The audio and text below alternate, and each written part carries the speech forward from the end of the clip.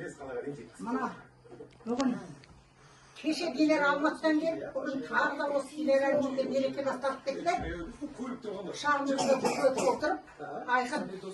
Бүгін күлімізді алып, көңіліміз көншіп, дастарханымызды жасап, сегізінші наурыз мерекесін тойлап кеттік. Әйелдер күнін. Қазақстан әйелдері мерекесі құтты болсын.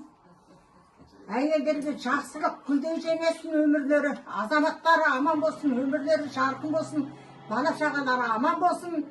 Динара мен Айқынның үйінде әрдайым осындай босағаларында той болсын. Төрінде отырып, жақсы сөз сөйлеуге маған нәсіп етіп жатыр екен. Мереке құтты болсын. Ешкім жиырмеді ғой.